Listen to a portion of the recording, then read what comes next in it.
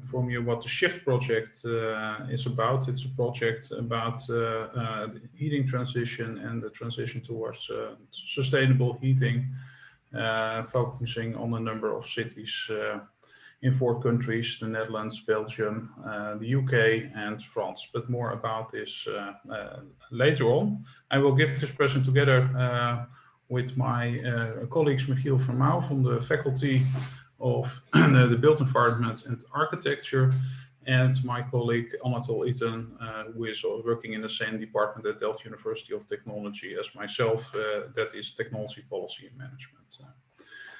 Let's go to the next slide, and then we'll see an overview of the presentation. First, I will give a short introduction into the governance of the heating transition, especially from the perspective of the municipality. Then Michiel will introduce the SHIFT project, especially the common approach from municipalities. That's an approach, a policy approach developed in the SHIFT project, which is currently replicated in 4 cities of the project.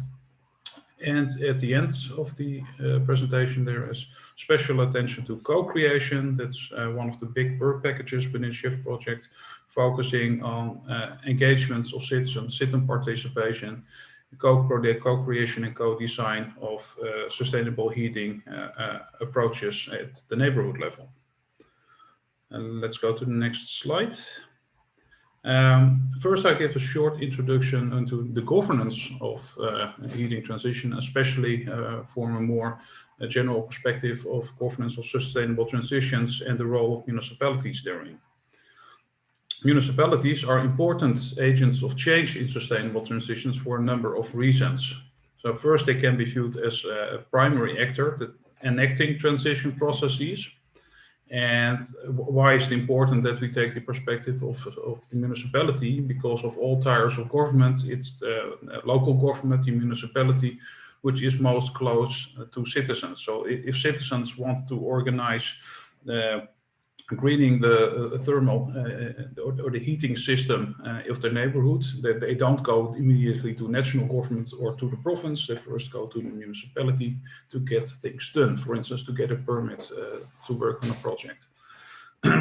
Thirdly, municipalities, especially in larger cities, can be viewed as seedbeds of innovations and locations for testing, experimenting and developing radical innovation in the early phases of sustainable transitions. For instance, by setting up demonstration pilots like we do in SHIFT, or organizing urban transition labs to co-create new approaches. That's something we also do in SHIFT. However, it should be understood that although cities have a capability to get a lot of things done, they are depending on a lot of other actors and institutions to be able to do so. So their role should not be overestimated. They are part of a system. Let's go to the next slide. There are several roles that municipalities can take. First, they can have an exemplary role in municipal self-governing. So in sustainable heating, for instance, they can install a sustainable heating system themselves in their municipal owned buildings and set an example. For instance, with the heat stove that can be used using a biomass or a heat pump installed to the town hall to do this, and also serve as an example to those living in the city. Then there can be municipal provision, so a municipality owning and providing heat infrastructure, like is the case in many German larger cities. Third, quite important, there is municipal regulations. Municipality uses regulations, permit systems, but also city planning on how heating infrastructures are to be planned and implemented in cities. Or also permits are given to project developers to do so. Fourth one is municipal enabling, so raising awareness among those living in the city about the benefits of sustainable heatings. Non-state actions, providing soft incentives, for instance, a subsidy or room for a thermal heating cooperative to develop their own plans. And then public-private provisions, so using public-private cooperations and partnerships to develop and operate energy infrastructures. And finally, non-state mobilization, so inducement, persuasions of citizens, for instance, to start low carbon energy initiatives, including thermal heating cooperatives. In many cities, this has been done, that community energy can start off itself, but in many cities it was also induced by the municipality, local government who wanted an energy cooperative locally. Let's go to the next slide. So in the academic literature, basically 5 conditions for successful local climate governance, and I think also local sustainable heating governance, are given. First, in the municipal organizations, there should be 1 or more committed persons. This can be a public official, but also a high-level civil servant. Then there should be a clear policy or action plan, and then something like the common approach that will also be presented later here by Michiel. Of course, there should also be sufficient budget so that the municipality is capable of organizing and implementing the action plan. And fourth, there should be influence over multiple relevant sectoral policy domain. So if there's only, let's say, the environmental civil servant in the environmental policy department who wants to get something done, of course backed by the alderman or another public official, then it's probably not going to work, because he should collaborate with other departments that are also important, especially the finance department, but perhaps also the housing department or the mobility department. And together they should coordinate actions, because otherwise implementation will be terrible. Finally, there should be the political will and also the agency and capability to act to get things done. Because if there is no political will in local municipality council, the plans will not be legitimate, and this will also lead to problems in implementation. Let's continue. Here's a small framework my colleagues and I conceived on how local climate governance works. So there are a lot of projects, which can be seen as a form of project output, which can be induced by actions in which the municipality is involved, using input, so personnel, budget, throughput, organization at the municipality level, and output in terms of policies, so subsidies given to have heat pumps installed in local households, which eventually leads then to lower carbon emissions and more sustainable heating at the local level. But this is dependent on a couple of factors, including local politics. Of course, the play of the game, the interaction between actors, grid operators, housing associations, homeowners, etc. at the local action arena, but also influence of higher government levels that have support schemes that allow the municipality to build capacities and also fund incentive programs. And for instance, the national program, Natural Earth Gas Free Neighborhoods, provides 3 to 5 million euros for neighborhoods that want to radically transition into a sustainable heating neighborhood. And then this 3 to 5 million goes to the municipality, who then decides how to implement it. For instance, using it as subsidies to persuade householders to adopt sustainable heating technologies. Let's go to the next slide. And that also says something about the multi-level governance aspect of heating transition in the Netherlands. So at national level, there's the climate agreement. There is decided that in 2030 there should be a 49% reduction in carbon emissions, and part of that goes via the heating transition. Then municipalities have been made available as a kind of coordinator to develop policy plans locally and implement them. So each municipality should develop a vision, transition vision heat. And once that's ready, it should be implemented at the neighborhood scale, uitvoeringsplan, wijkplan.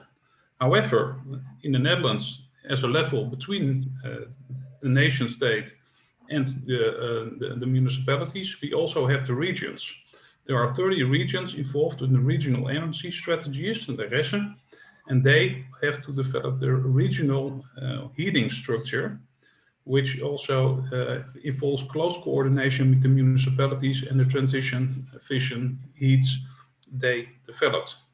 So there should be coordination between national level, regional level, local level, and neighborhood level to jointly push this sustainable heating transition. And that's a big challenge, but that's how complicated it is. But they are all depending on each other. So that's in short, an introduction to governance of sustainable heating transition with the focus on municipalities. From now on, Michiel and Anatol will inform you on how we address this in the SHIFT project. Thank you, Thomas. So first I'll give you a short introduction of the project. The second part of my part is about the common approach that the co-creation is also embedded in. That includes other factors as well, which you will see. SHIFT stands for Sustainable Heating Implementation of Fossil-Free Technologies and involves about a dozen partners in the 2Cs region.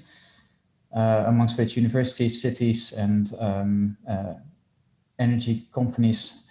So the challenge for the project is that these regions need to achieve 19 megatons a year of CO2 emissions reduction from household heating. There is a lack of awareness and knowledge amongst the homeowners in these regions, and the investment costs involved are very high.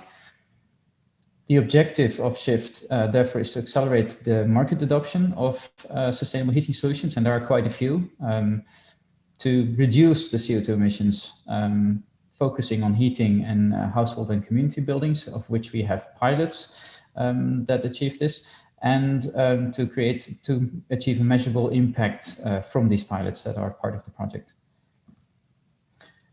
So, some of the outputs are, well, most of the outputs are the pilot investments. These are actual demonstrators. So these are physical buildings where changes are made to reduce the CO2 impact. 6 co-creation pilots, about which Anatol will tell you a bit more. We'll tell you a lot more actually at the end of this part. And guidance for other local authorities and community actors. That's something I will tell you about in this part. To give you an idea of how complex the problem is to solve, there are a lot of different technologies and scales. There are individual technologies. There are collective solutions that can provide heating and cooling. And there are, of course, many energy carriers and resources, and they can all be combined in different ways. So the question is, what is the right choice from a technical perspective, from a financial perspective, from a societal perspective? That's something that we're trying to provide you some guidance with. So these are the 4 partner cities, the 2Cs region. It may not immediately be apparent, but we do have UK partners. These are just the municipal governments from the UK, France, Belgium, and Netherlands. In Norwich in the UK, our UK pilot is, for example. And that the partner there is Places for People, which runs the building that this is happening in. So we have Middelburg, Bruges, Mechelen, and Fourmi. So again, what I will be telling you about a bit now is the guidance part. That is the common approach. One thing that a question that was asked during a Warmtenetwerk conference a while ago was, the statement was, local authorities are not capable of taking up a leading role in the heat transition. And as you can see, about 50% said yes and about 50% says no. So even though some people think they are capable of it, there are others that say, well, they need help. And that's something that it's better than a few years ago, but we still need to do a lot. and that's what this is for. So amongst the barriers for local authorities are lack of capacity. This could, of course, be financial, but sometimes it's also simply staff, especially the Interreg project aiming for, to see a project aiming for smaller cities. Lack of skill, that also connects to staff, both technical expertise and experience in doing these things. Lack of support within the administration. There could be some interdepartmental strife or simply different objectives, and that might not lead to optimal results. Political willingness is, of course, also a difficult one. Your elections may change things, so you want to make sure that the long-term strategy is sound. So the conclusion of all this is that they can take up a leading role, and they should, but there's a strong need for guidance and support, and that's where the common approach comes in. The common approach is both a framework and an approach, so it sort of tries to provide a larger picture, but also give you direct help with how to tackle specific problems. To decide what decarbonizing heating system to select and how to implement it. We show municipalities a lot, but all actors can benefit from the common approach. That includes project developers, that includes homeowners, that includes many of other different stakeholders that can have an effect. And it's not only technical. That's something that, of course, we started out with in this case, but this is usually what I have to explain. Planning, stakeholder involvement are, and many other categories are very important. That's something that co-creation, for example, deals with.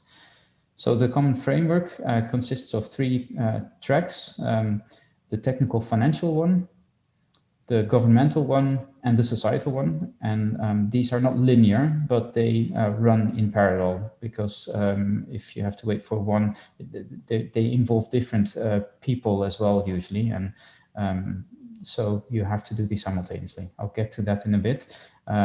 We have defined 7 steps for this that help you go through this. The first step is, of course, capacity assessment, where you look at the state of things, review existing initiatives. Maybe something is already happening. Is there political will? Do you have sufficient governing capacity, or do you need to look at, for example, regional authorities to give you a mandate? Financial resources are, of course, always a thing. Then the question is, what is the context and which goals are you setting in? Would you like to set? And this includes, from a people perspective, for example, also what kind of narrative you want to tell, and various other things. Then you look at the current situation. This is already getting very, very physical, very defined, I suppose. What kind of energy supply chain do you have right now? Do you have a good map of your heat demand? What is missing? This is a strange question, but it's also the most important one, because there's usually a lot that cities do have, that areas do have, but also quite a few things that are missing. And it's good to know early on what that is, so you can start gathering it. That usually takes time. You will notice I will mention a little bit more about the technology track here. That's because that's my thing. I will be happy to answer questions about other things as well, but that's what we have Thomas and Anatol for, I think, for the policy and the people part. Then we get to demand of supply and supply. What kind of technologies would be feasible, for example, in an area? Views of stakeholders. That also includes people's preferences. There is usually a thing against wind turbines in municipalities because people think they're ugly or have health risks for some reason that have not been proven, by the way, but that is a real thing for these people. So you have to deal with that. And if you choose something that is more acceptable, then you can get to your planning and implementation, the last step, a lot faster. Then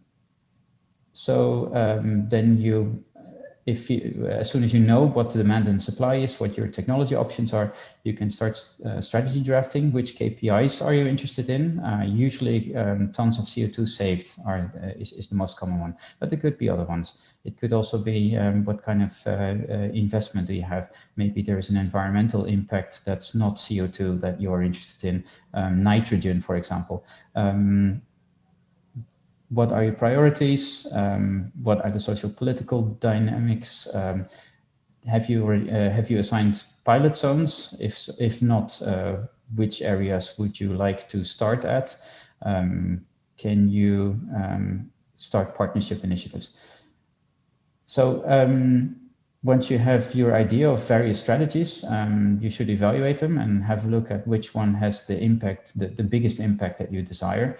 And also the best chance of arriving at the end, finishing up.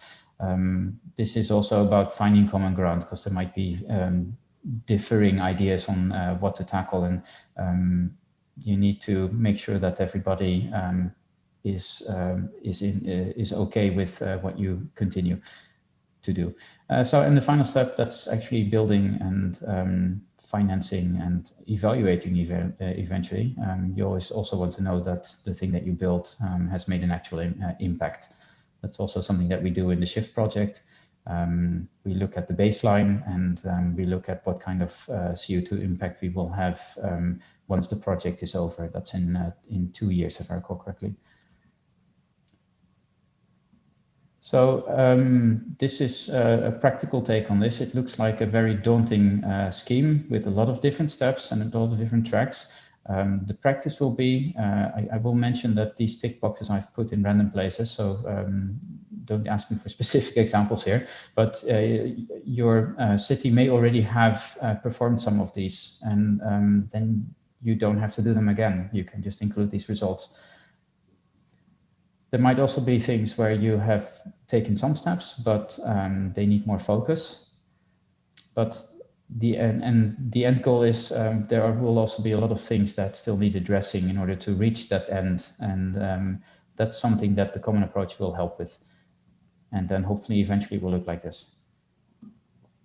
So that's the top-down and bottom-up part as well. There might be initiatives that come from a national government or the regional government that are already put in place, and then you simply have to embed these and try to fill in the gaps that they leave. Could also be bottom-up, same thing, except there might be grassroots initiatives. There might be energy communities that have been started in certain neighborhoods, or heating cooperatives.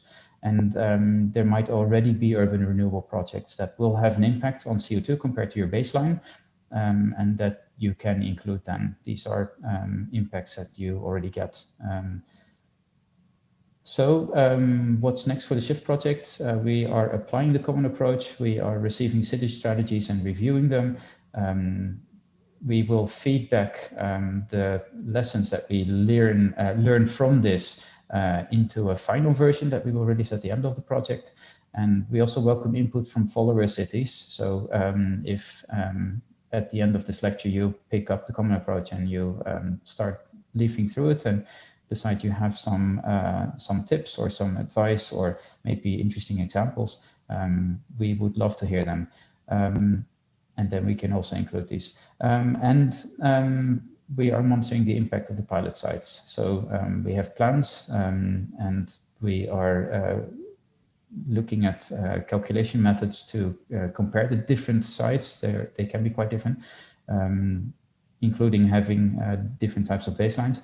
And well, we will continue this. To sum it up, the common approach can help you with all these things, and is available right now from the SHIFT website. The URL will be at the end of the webinar. And then we get to co-creation. So the floor is yours, Anatol. Thank you, Michiel. Yes, I will give you a short overview why co-creation is important in sustainable heating. I will follow also with the examples that we have in the SHIFT project. I will not go through to all the pilots, there will be too much time, but I will give you insights of 2 of the pilots. some findings because we're at the moment underway, so it's not finished yet. And I will close off with how you can evaluate, because that's of course also part for scientific involvement. And we also want to know what comes out, what's the added value of co-creation. But starting from the outside, so why is co-creation even important in sustainable heating? As you probably most know who attended this webinar, that energy is one of the largest end uses in the whole energy transition system. So, but up to date, there is a really small part only with the sustainable sourcing in the system. So, in changing the system, you cannot really just make a small part and then come like starting bigger and bigger. If you want to change a district heating, it's immediately a large scale. But then there's also a lot of prices involved and costs for citizens. So it's a common problem. But the difficulty is also to reach homeowners and residents, because heating is inside their homes, and it's not just a place outside where you can raise a windmill or where you can electrify a system that's already in place. So the closed doors is a really big problem. And also, of course, the policies have a limited reach, also like to enforce. You can, of course, give incentives, but at the moment we see it's not really working that much. So the heating transition is kind of also in literature called a policy failure today. So co-creation can be a new way to open these doors and to create the transition together with citizens, because heating has also a really big different understanding. For some, it has a cultural meaning. For others, it has a lot to do with coziness, and the winters are every year different. So this understanding what heating means, and also how you can shift from one system to another is really important for municipalities, but also for other stakeholders involved. And of course, we also know that there's a lot of difficulty with the supply and demand, because of course there are new as Michiel showed, new supply systems coming up, but also the demand really varies. So all these difficulties to bring them together and to unravel the complexities is also a reason why co-creation is a potential remedy for that. Next slide.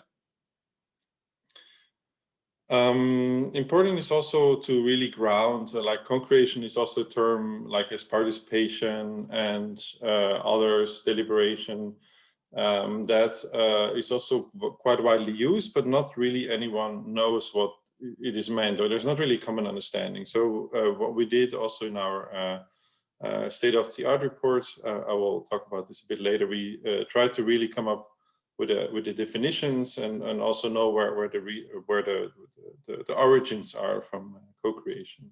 So the origin is actually in Ostrom's analysis of common public goods. She also got the Nobel Prize for her work, but it's also kind of, if not one kind of or the other groups in society can kind of achieve goals, you really have to work together. And that's kind of the heating we also define as a kind of a common public good, because heating, at least in the northern countries, really is a common good that everybody should have a right and equal access to. Okay, second point. When co-creation is needed, is usually because citizens are crucially for enhancing the quality or the quantity related to these goods. So that can be here, especially in the heating transition, that the quality will get better, because you don't want to have mixed systems that may be quite suboptimal, that people think, oh, I do a little bit of sustainable, but also a little bit of the old system, and in the end, it doesn't really mix. So the co-creation is crucial for enhancing the quality. The third point that we identified, that the co-creation is not always at the same place in the process. So that's also why we use more like defined terms that we kind of can define also when citizens are co-creating together with municipalities. And that can be, that's the 4th point, it can be at the start, and it's more like initiating. So citizens come up with their own initiatives in the neighborhood or as an energy collective. But they can also be co-designers to, to sit on the table, co-design a strategy together with the municipality. But there can also be a bit more at the later stage and more producing, so kind of more executing services. So these are different stages. And yeah, what's also really inherent, or what's really important to the definition, that it's really about sharing power and responsibility. So as you see, a co-initiator, co-designer, co-producer always means it's not just one entity and another one just, follows suit. So it's really like the co is really important. So that means also that it's equal and caring relationship, that you really know that the other party adds a value. And it's also from the citizens towards the government. So it's not the only one way. And that means in the end, it's really about trust. So it's really important. And it's also, of course, a problem because there's really a lack of trust in a lot of governments. And we see it again and again with a lot of scandals, that it's difficult to build up trust. It's really easy to lose trust. So co-creation can also help building trust again. It's not really about just persuading citizens to invest and to change their behavior. Okay, so that's kind of the grounding. We also, in our state-of-the-art report, we also define where co-creation can come in different technologies and in different levels. I'm not going through all, you can also read that in more detail. So, but just as some examples, if you want to install more like the technology inside, or you want to encourage that more citizens use this, so you can, for example, co-design a customer journey, because customer journeys are proven to be very effective, as we see in Denmark. But to make these journeys effective, it's also important to kind of really think together with citizens how such a journey could look like, and that already could bring them on the table. Co-designing such a journey could already increase trust and really see what approach fits to which technology, etc.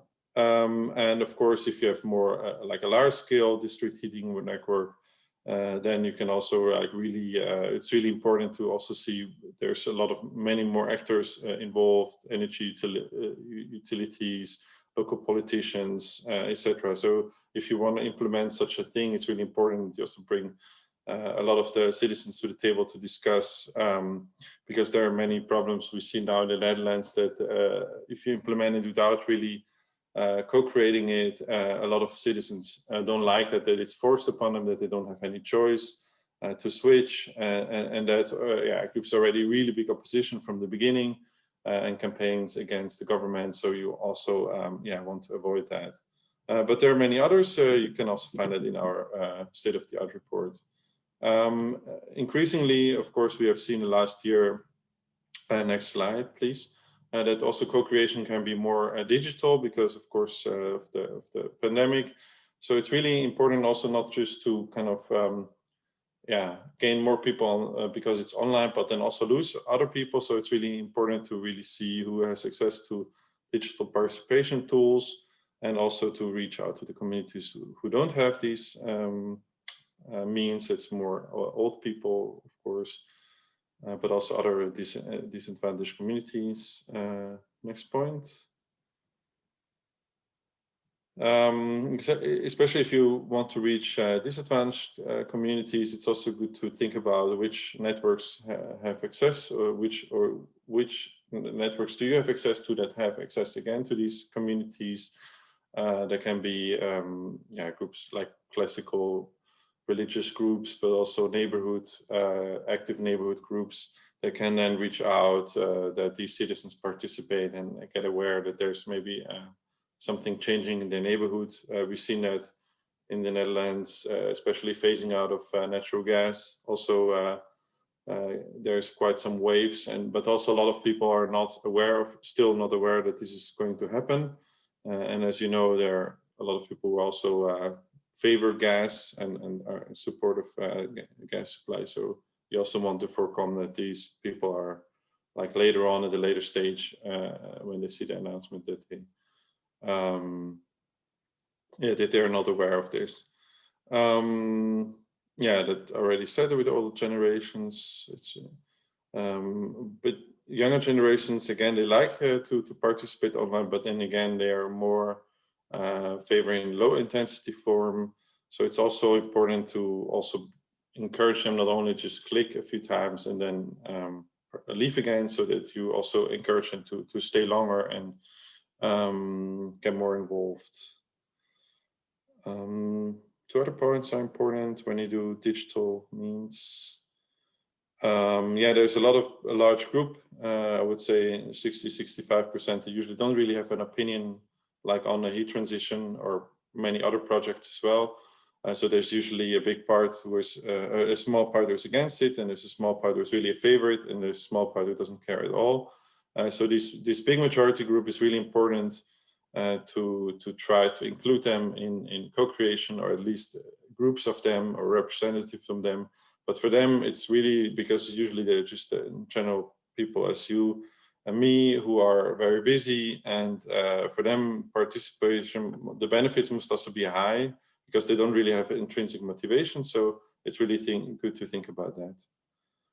Okay, next slide. Yeah, so that's what I meant, the state-of-the-art report. It's quite a long report, about 100 pages long, which goes through all the different definitions of co-creation, but also the approaches you can use, and also the application and different case studies.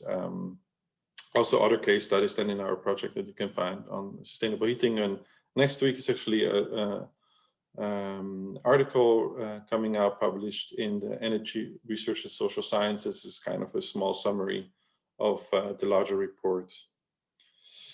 Yes, so yeah, I think I can skip that. That's just again what's in the report. So coming to more the practical side of our project, where we apply co-creation. These are the 6 co-creation pilot cities.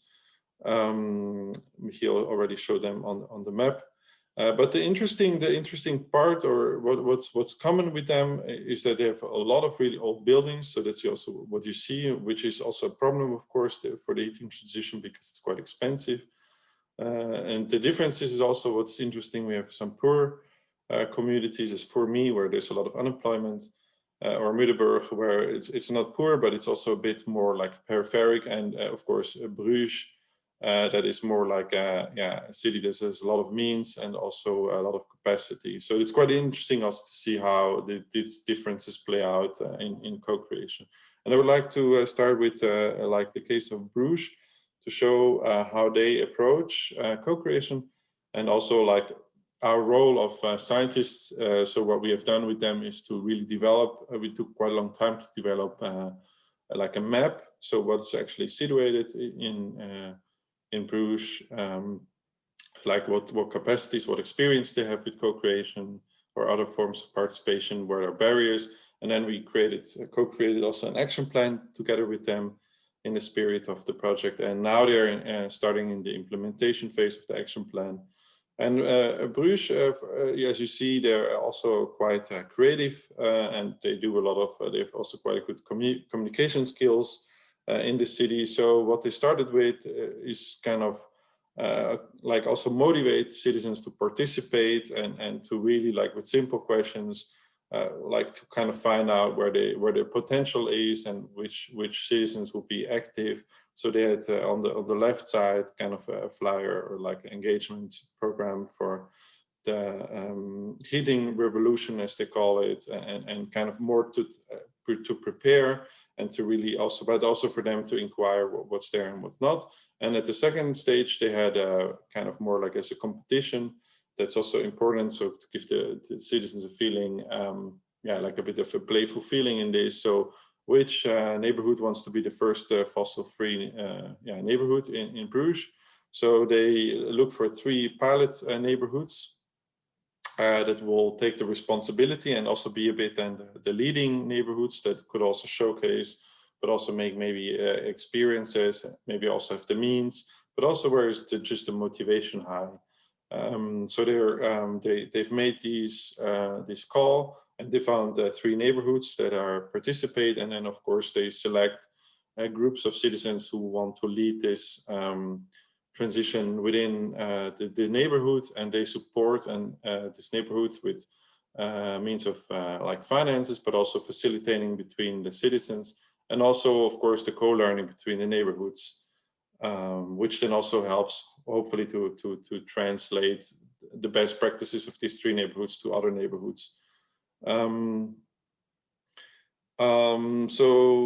Yeah, what's also important in these neighborhoods that they do also, like, they get their own ideas. So some came up with neighborhood safari.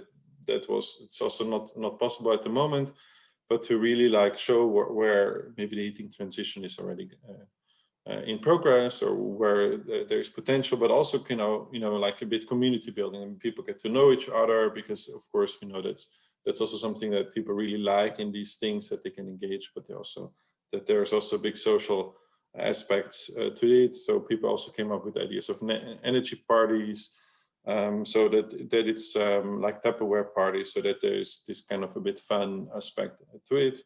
But there's also a serious aspect, that there's really a neighborhood plan working out. So how can they achieve the goals, and what is needed, and how can the municipality support them?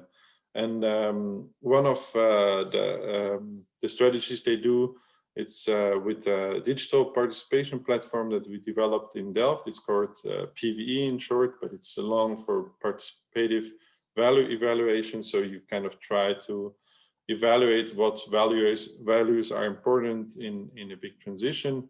Next slide, and that's we have another example I will show you. So it's kind of giving an advice from citizens to the government, and but also by putting the citizens into the seat of the government. So kind of really, what would you do as a policymaker if you had to make this decision?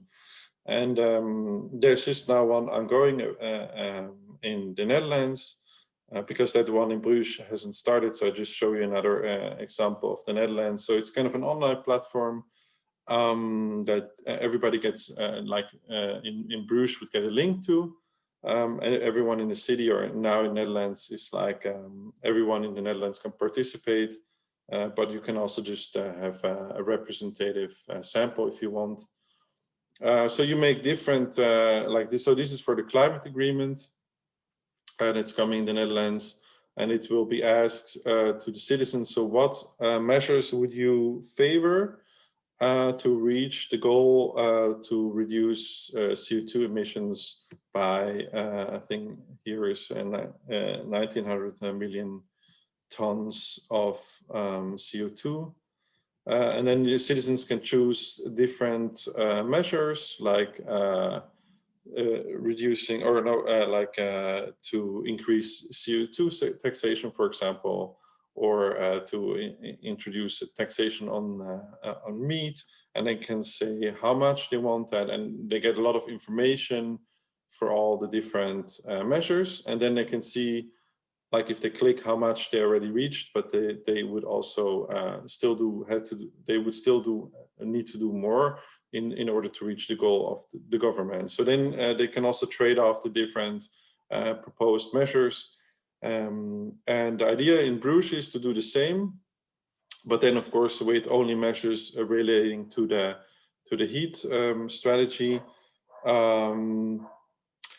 Yeah, the reaction is really positive. We also we had the PV tool already quite many times. We had it also in Utrecht for phasing out natural gas, for relaxing Corona lockdown measures a year ago when we had the first lockdown, and they're very positive because they feel they really feel that they're becoming into the role of a policymaker, because they have to have these trade-offs. So normally you can just say if you like something, yes or no, but you not really need to compare the different options.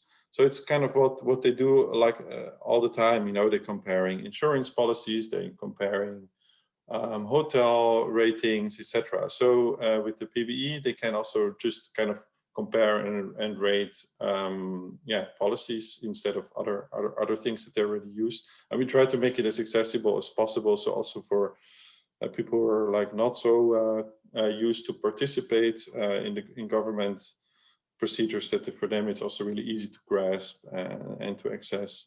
Even though there's still a lot of text, this looks very simple, but there's a lot of information, a lot of text. a lot of calculations. So people who are like retired from the TU Delft and also participate, they can really click through all the information and how we came to the calculations. So yeah, Michiel just posted the link. You can also go through to kind of experience the tool for yourself. And on the website of the TU Delft/PVE, you can find more examples. So what we did, next slide please, with the PVE in Brugge. So the question, so there's always a central question, and the question in Brugge that they want to pose to their citizens is like, what are your preferred measures to increase the renovation speed? So, and then you can come up with different measures, and these measures are just a first idea, but they will also be co-created with the active citizens also from these 3 neighborhoods.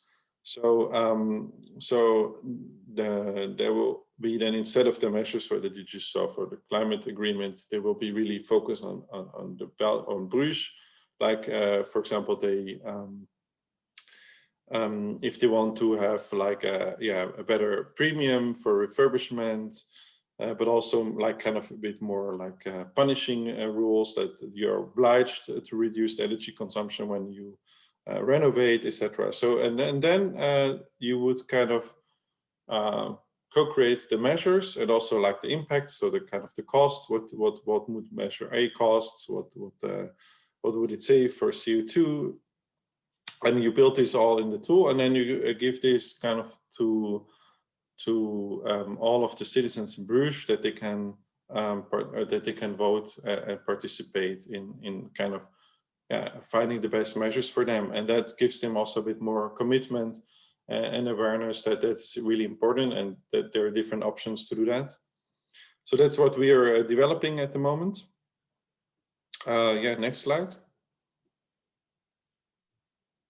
Yeah, and then if I still have time, maybe just a really quick. So that's in Norwich. There's another co-creation, but that's more like a small scale. That's a small dwelling, and this is more a bit, I would say, a bit more classical approach.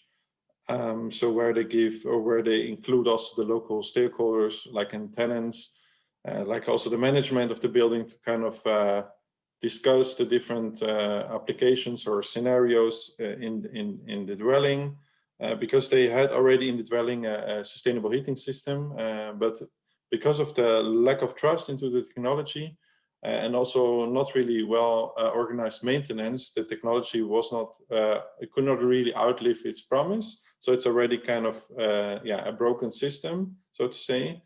So the management of the dwelling said, let's just go back to gas. But the housing association said, no, we are not going back the old way. But of course, people didn't really trust the renewable heating technology, because they already made bad experience. So they really had to better include them also in the whole like change process, so that they also would get more like also more ability to co-decide, but also then to feeling, okay, if we know what's coming in, we also take more responsibility for the maintenance, and that's kind of and they see that it's also improving, and that people and tenants also like that to participate in these meetings. Yes, coming to the end, important is also that we evaluate what we do, and we are currently also developing a co-creation evaluation framework. But the kind of the three big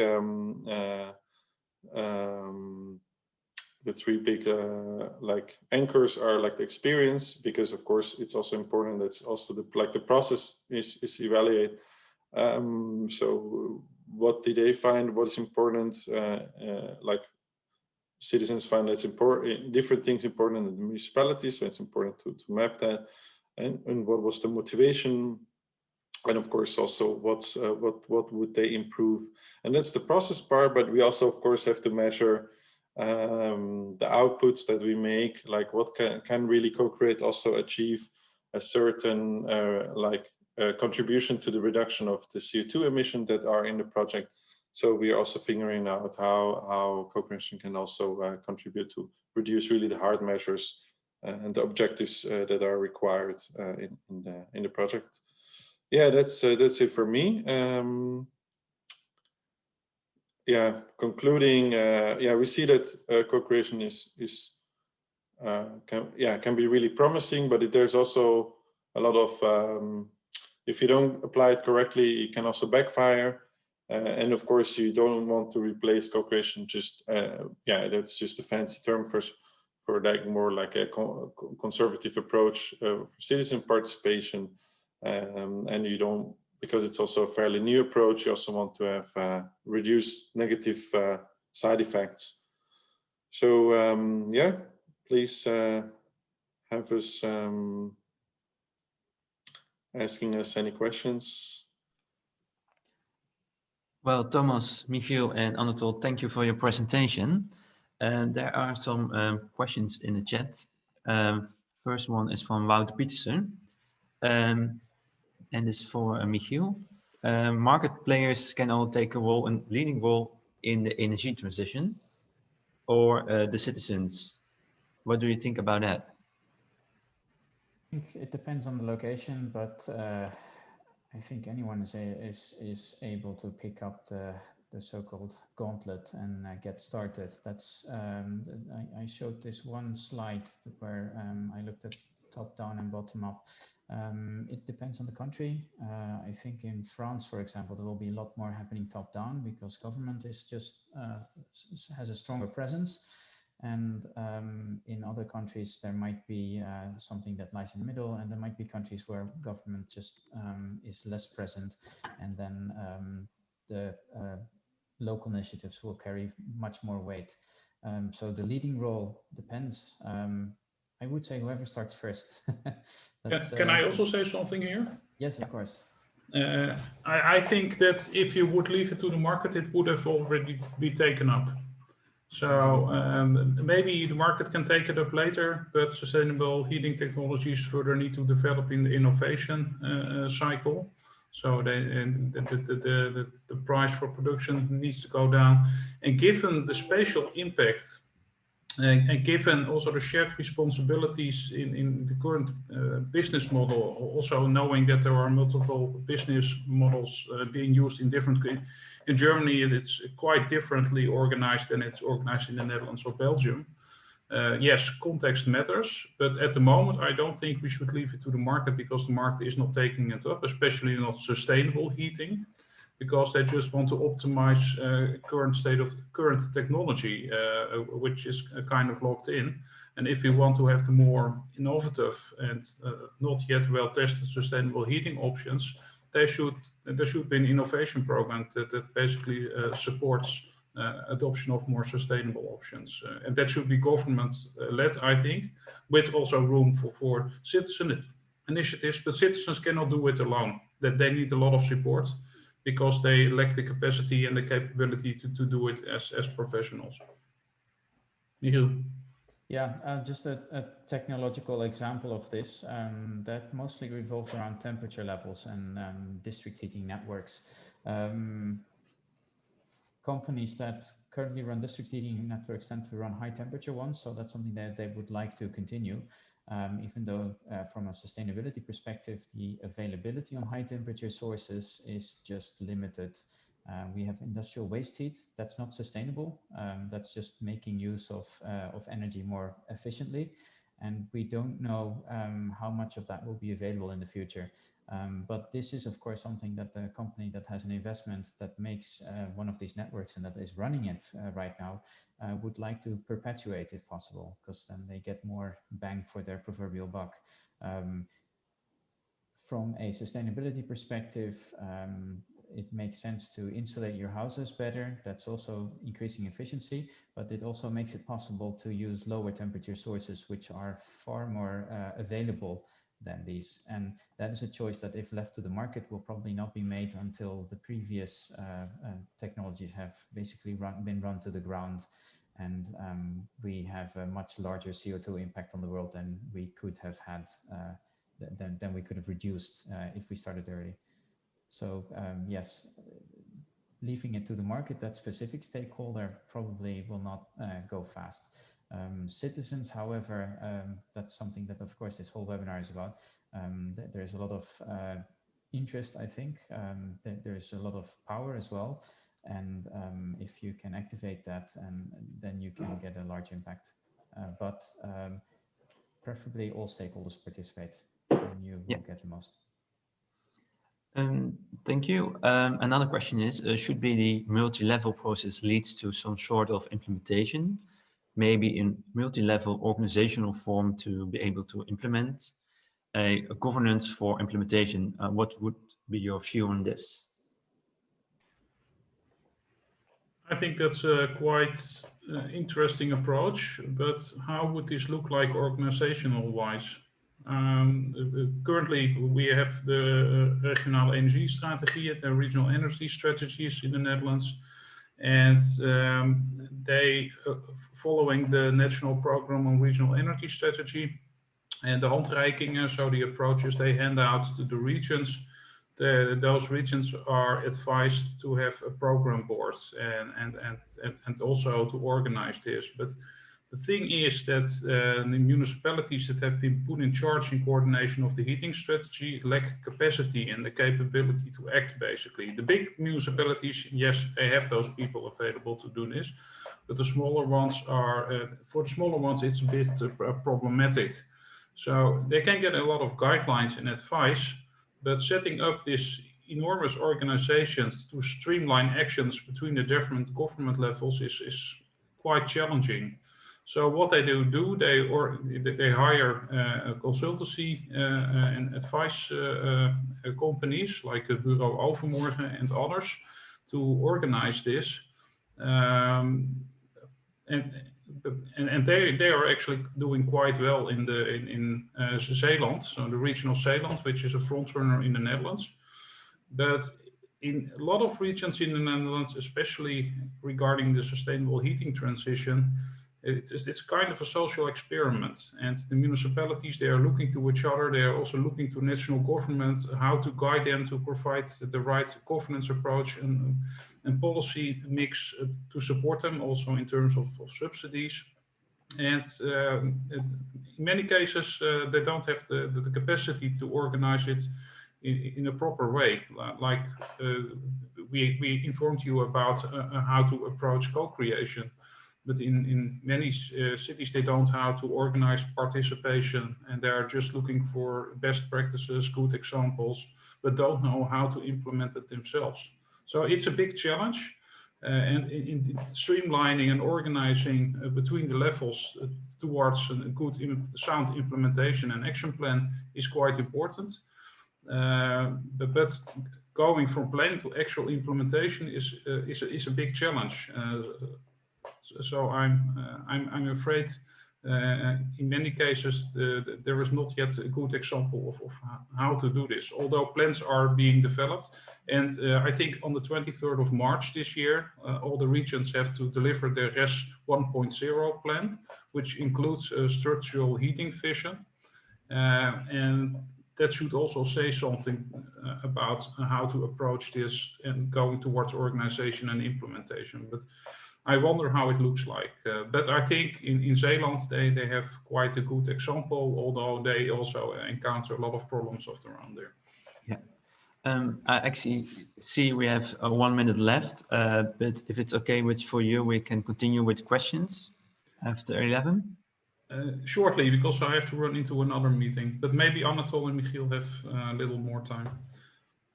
And we can answer the questions, I think. All right, so we continue. And Michiel, you showed like the common approach in your presentation. What can you say about the time frame? That depends on whoever picks up the common approach, because one of the questions that we ask is what are your goals? And with a goal usually is a deadline. For example, we usually look at 2050 as an end date that we want to achieve full sustainability. In some cases, 2030, there will be milestones. I think there will also be cities that say, well, we want to achieve 50% sustainability in 2030. So it's what you set yourself. If you want to be sustainable next year, then that will be your timeline. Good luck, but it is possible, and we don't define that for you. All right. We just try to help you achieve it. Yes. And who should be responsible for setting up and controlling the common approach? I wouldn't say it's so much controlling. It's intended as guidelines. It is intended as a means of bringing the different stakeholders together and setting that goal. In some cases, there will be a municipal government that that sets the goals at the end, or rather a national government. In the case of the Netherlands, that says, well, you have to show your plans for this. And but in other cases, it depends on who picks this up. If you look at a neighborhood, then it could be citizens that build an energy cooperative and that set goals for themselves. All right, thanks. This is a question for Anatol. Which co-creation tools, instruments, or methods used in a project work best? Yeah, that really depends. But you can really differ between approaches for larger scale, like when there's also a larger technology implemented, so you want to reach more people because it affects more people, so that you have to use approaches that can create and source more citizens, as if when you want to involve only like smaller parts of citizens. So it really depends a bit more on your goals, and it also depends. I think if you're well prepared. I think preparation is also key here. That you also know, like that's more the context variables, but that you know who is in your network, who to approach, who can you help, what are the barriers also within your organization. Because that will also maybe hamper or diminish the success of your method. So the method itself is not so much dependent as also the context and the purpose for what you're using. But and so far we've seen it works. Yeah, actually quite different approaches work well if they're well prepared. All right. And how does co-creation compare with participation ladder as used in the Netherlands? We also have that. We discussed it quite frequently because participation ladder is of course a very old concept. But if you take it from that concept, it's certainly on the top of the ladder. But we see it as more, a bit circular and more like flexible, because there's not just one approach you choose and then you go through with it, because citizens have their own, as you said, their own initiatives, their own minds, and they cannot just control them. They will go further, but you have to coordinate between different initiatives. So sometimes it's a bit more like, it's more coordination. Sometimes it's really deciding together on the table. And then sometimes you want to really have the consultation, if that what maybe a smaller group of citizens. Like now it's also popular to have a lot of citizens forums and assemblies and stuff. But these are often a small group of representative citizens, like 50 or 100 max. But is that really what also the wider public wants? So maybe it's good that this group of citizens co-create also to give to consultation to a larger public. So this is, we see this more as a mix of different objectives, and it's really more about the mindset of collaborative spirit and of using each other's resources. And we see in smaller cases that people become more, that's I think maybe the answer to already the next questions. Citizens who are long involved in projects become more professional. So that's also an interesting, so they become a little bit less ordinary citizens. Because they're really involved and they know how complicated such a transition can be, how much regulations are involved, finances are involved. So it's not just about saying, I like it or I don't like it. On the other hand, you also see that public officials who really work together a lot with citizens and think more as citizens, they also become more personal in their role, more like civic, so to say. Which we don't see like in a lot of other projects when they are really detached. So they don't think they really go there as a professional person and as a policymaker. And when they come often when they are often in contact and work together or co-create together, they become also more like the father or the neighborhood person or So more like, yeah, they get also more the other perspective, and that makes like both levels a bit more equal. So citizens also becoming more professional, policymakers become a little bit more civic minded. Yeah, I think this is it for now. Thanks again for the presentation. Thomas already left, but thank you, Michiel and Anatol. We keep a close eye on your project. And I want to thank everyone for attending this first online session. The next session will be next week on the 4th of March. If you didn't sign up yet, please do so, and see you next week.